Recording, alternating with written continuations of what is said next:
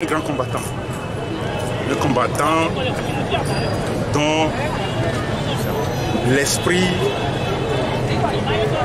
était philosophiquement axé vers le droit, la justice, la paix sociale. Feu Monseigneur Kodro, nous qui étions à l'époque lycéens, nous avons dans le cadre de l'organisation de la conférence souveraine délégué deux personnalités. Madame Koucho Nathalie, M. Yabouri, qui représentait le CALC à l'époque. Et nous avons donné notre voix pour qu'il soit élu à la tête de la conférence souveraine. À la sortie de la conférence souveraine, il fut le président du Haut Conseil de la République. Et à cette institution,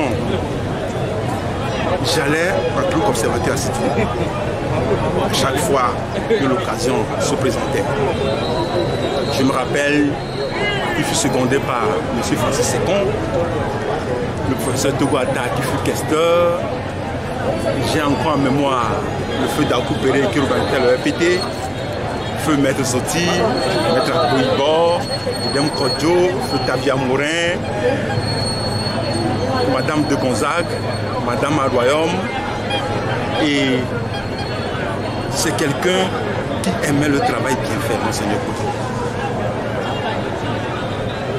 Je me souviens que son collaborateur, feu David Brousse, qui n'avait disparu, était aussi un ami.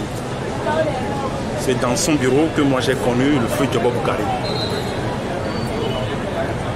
Monseigneur, sur le plan religieux, est un papa. Un papa fidèle de sa foi catholique, jaloux de son église. J'ai été son enfant de cœur pendant la crise post-électorale au domicile. Docteur Agbo, vous vous en souvenez? J'étais son lecteur, son enfant de cœur. Il m'a béni autant de fois. Pendant la crise de Covid, chaque matin, nous nous réunissons autour de l'homme pour célébrer l'Eucharistie.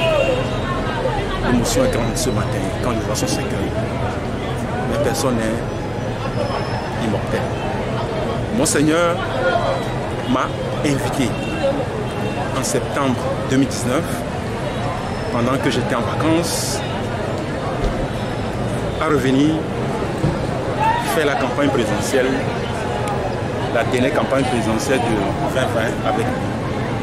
J'ai accepté.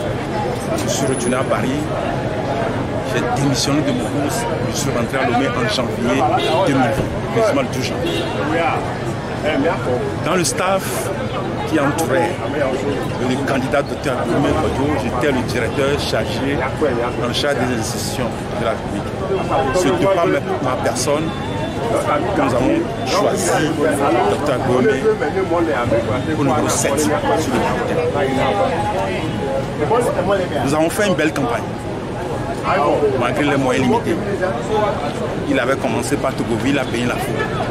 Il a sillonné tout le pays. Monseigneur Kodjo. Avec vous?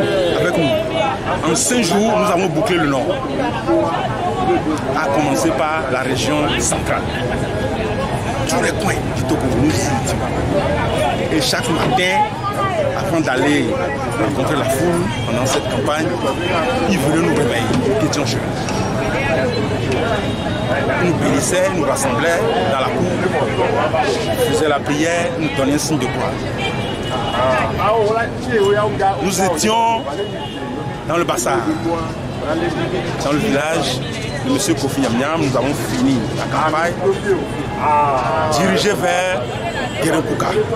Un événement malheureux a failli se produire.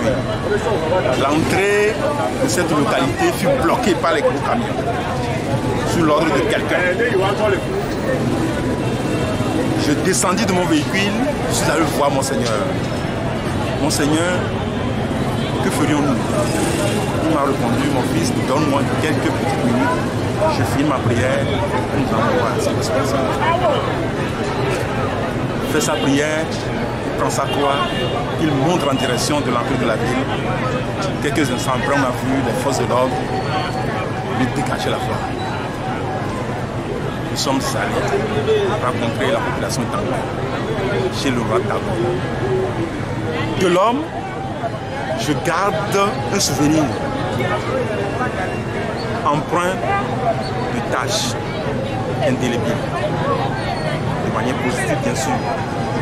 Il aimait le travail bien fait. Il aimait que la tâche à laquelle tu es désigné, confié, tu le fasses de façon professionnelle. Je me rappelle encore, il y a des fois quand je faisais la lecture, à la fin il m'appelait, me dit mon fils, ce que tu as lu sur ton portable, ce n'est pas ce qui se trouvait dans mon mystère. Et je me corrigeais. Monseigneur avait cette foi-là qu'en février 2020, nous puissions enfin avoir la tendance du changement à la société. Voilà, malheureusement, il a mené le bon combat, comme le dit le patriarche, comme tout le monde l'a surnommé. Aujourd'hui, il est parti. Est-ce que c'est fini? Il a laissé un vide? Il n'a pas laissé un vide. Vous savez que j'ai été kidnappé, mis en détention, et à ce jour, nous sommes toujours sous contrôle judiciaire. C'est l'aboutissement de la continuité. Ce combat se poursuit. Toutes les 2 semaines, nous allons nous présenter devant le doyen des juges. C'est un signe à travers lequel ce que Monseigneur a semé comme graine doit avoir comme effet conséquence immédiate de changer. Nous devons poursuivre inlassablement ce combat jusqu'à ce que ensemble nous puissions connaître un véritable communauté. Voilà, au niveau